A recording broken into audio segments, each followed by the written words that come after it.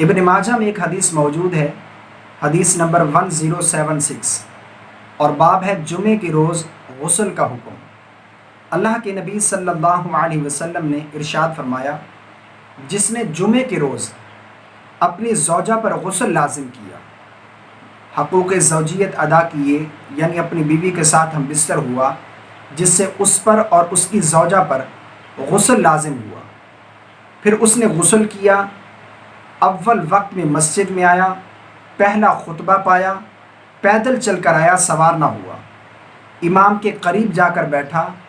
اور توجہ سے خطبہ سنا، کان لہو بکل خطبۃ عمل سنۃ اجر صیامھا و قیامھا، فرمایا اسے ہر قدم کے عوض سال بھر کا عمل ہوگا، یعنی اسے سال بھر کے روزوں اور راتوں کے قیام کا اجر و ثواب عطا کیا جائے گا۔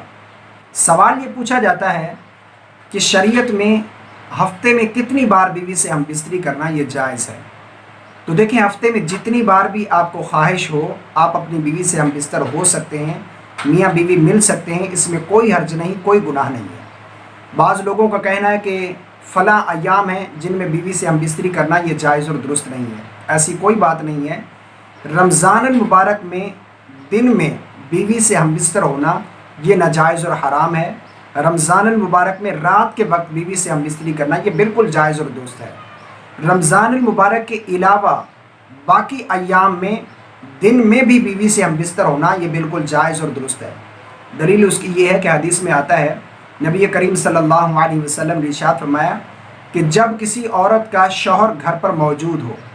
حدیث کا مفہوم ہے کہ جب کسی عورت کا شوہر گھر پر موجود ہو اور وہ نفلی روزہ رکھنا چاہتی ہو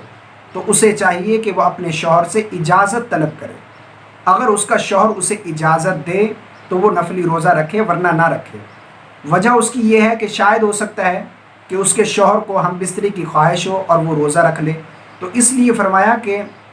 بیوی کو چاہیے کہ وہ اپنے شوہر سے نفلی روزے کے بارے میں، فرض روزہ نہیں، نفلی روزے کے بارے میں اپنے شوہر سے جو ہے وہ اجازت طلب کرے۔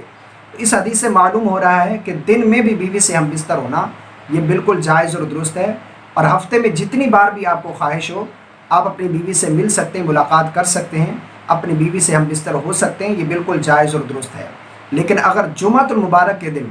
اپنی بیوی سے ہم بستر ہوں گے اور پھر غسل کریں گے، غسل کر کے یہ جو بتایا گیا حدیث میں کہ امام صاحب کے قریب جا کر بیٹھیں، توجہ سے خطبہ سنیں اور اول وقت میں جائیں، پیدل جائیں، سواری پر نہ جائیں، تو جب واپس پلٹیں گے تو آپ کو ہر قدم کے بدلے میں 1 سال کے روزوں اور 1 سال کے قیام کا اجر و ثواب عطا کیا جائے گا۔